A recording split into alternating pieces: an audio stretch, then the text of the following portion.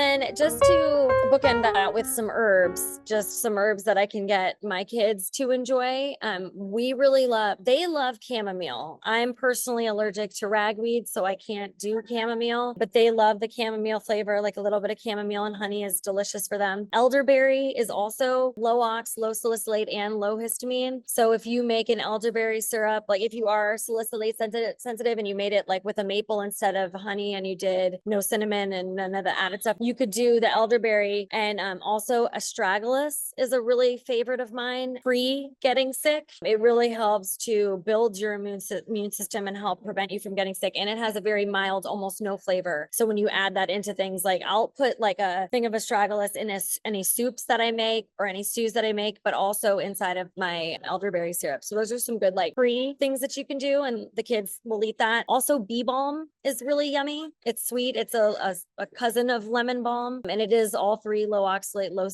salicylate, low histamine, and it's yummy. And hibiscus is always super, super delicious. And we take even all the way through fall, we'll make like a hibiscus chamomile or a hibiscus bee balm. I kind of just mix it up, or even like a thyme hibiscus, just to like switch up the flavors, make popsicles with it. So like I'll make the tea and then I'll freeze it into popsicle molds. And then my kids just like love it all the time. And it's really good for blood pressure. So like helps regulate your blood pressure. It's great for your heart. It's super delicious. And obviously peppermint is always a goodie because you can always like add a little bit of peppermint. Nettle is actually higher in oxalate. However, it has a really great mineral content, and it also is a mast cell stabilizer, and it helps to reduce some of the histamine aspect of things. So you kind of take the good with the bad. So you might sprinkle a little bit of nettle in a tea instead of going like full blown, super well steeped nettle to reduce the oxalate content, but still get some of the mineral benefits of that. So it's usually just like a little bit of a pinch that I add to some of the teas or that we're doing. And then Monique mentioned passionflower. Passionflower is like a huge favorite of mine. It like knocks me right out since I can't do chamomile. So I do like a passionflower, and I'll blend that with other things. So like I'll do like a passionflower bee balm, passionflower Tulsi is really good together, or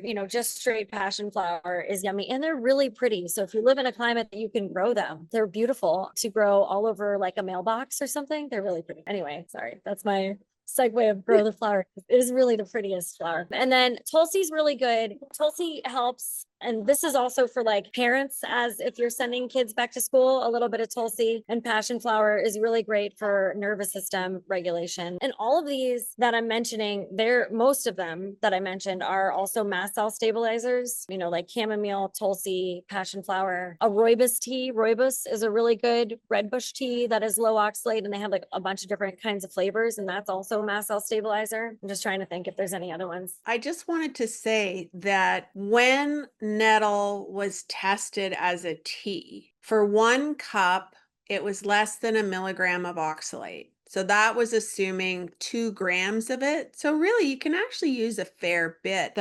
It's nettle as a vegetable. In Europe, I know some of the Europeans will know this, that nettle gets eaten as a vegetable. And that's where I think you're getting clobbered, because the nettle plant itself is using oxalate as part of its little stingers. So that's why it's called stinging nettle, folks. It's at least partially related to the amount of oxalate in them. So the good news is that that's not soluble oxalate. So you make a tea and you're okay. And that's really with most of them too, right? Like I think because when you're testing the oxalate content, a lot of the times they're testing like a massive amount where you're only going to use a teeny bit in your tea. And I always tell people, you don't need to steep it longer than 3 to 5 minutes. Like you don't have to steep for a really long time either. You can still get all of the benefits out of the tea in a low steep. And I would agree with you. A shorter steep is also going to give you at least the top end of the benefits. And then you don't give oxalate that could be soluble a chance to get out. But I love the idea of just keeping a few more herbs on hand. So which ones in there would be your best picks for immune system support? Because the kids go back to school and then they're in this classroom of 30 kids and then they bring home the bus. So for those of us who are parents, like how am I going to protect myself from my daughter's university campus? Yeah, I would definitely do an elderberry astragalus situation to prevent it. I would have licorice root on hand because licorice is emulsant, so it's going to help you if you have a cough related to anything, because that's always something that's going around. The bee balm is also an antiviral and it's a respiratory support too. And thyme is very good. I would keep thyme on hand. Also, good cooking herb, but also an antiviral. Chamomile is really good for stomach. I think I told you fennel too was good for stomach issues. Sometimes these viruses tend to have, like, you want the antiviral aspect, but then sometimes once you get it, you need the support for all of the other symptoms that are related. So having some fennel, licorice also supports some of the stomach support too. So does chamomile. Yeah, those would be my top for the antiviral. Yeah, fennel as a spice is nasty. It's way too high oxalate. But there was testing on fennel herbal tea where they used 3.5 grams of it. So that's a fair bit. And a cup had 3 milligrams of oxalate. So it's very doable. It's very doable. The only thing that I would alert people on when it comes to things like hibiscus and nettle is that I believe they're diuretics. Is that correct, Allie? Okay. That is correct. You were muted again. Sorry. Anyway. Sorry, yes, that is correct. They are diuretics. So sometimes that's good, but sometimes you need to know that. Yeah, because when I knew I was dehydrated with this, like constantly thirsty, couldn't seem to get enough liquid in, blah, blah, blah. I did not reach for the hibiscus despite the fact us having it on hand here, because I knew that if I was giving myself a diuretic while I was actually already dehydrated, that I was not going to do myself any favors.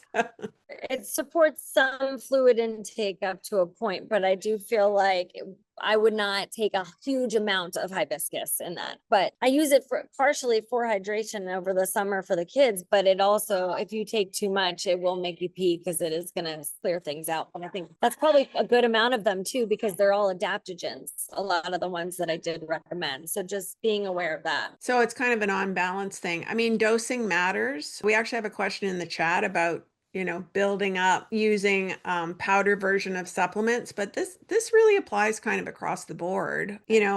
Start Less small. is more, because a lot of the times I think people and that's where I think you get into trouble with things turning more into a diuretic, because hibiscus in itself, when you just had, like, if you just ate a flower with your salad or you just made a tea with it and you just had 1 cup of tea, but if you're drinking it all day long, it's still a medicinal herb, and I think people just like get distracted because it's tasty and and they think like more is better, more must be better, but no, that's not the case. You treat it like a medicine and you just take a little bit. And even if you are a very reactive person, I would say don't even start with a blend, start with a single herb and just try that, and try it well diluted in not very long steeps. Oh, best herbs for mold detox. Mold detox. I just saw that too. Yeah, I mean, honestly, any adaptogenic herb is going to help and support the detoxification of any yucky thing in your body. So like any heavy metals or any old viruses, stealth infections, like a lot of those are really going to, so a lot of the ones that I suggested, I'll look into and see some of the better ones, but really like I would, for me personally, like dealing with, I've had mold detox type situations. So my favorite is, again, I really do love a hibiscus. I love Tulsi. I love the Passionflower. I think for me, the most important thing has been regulating my nervous system so that I can have a good night's sleep, so that I can rest and recover, so I can naturally detox a lot of those things.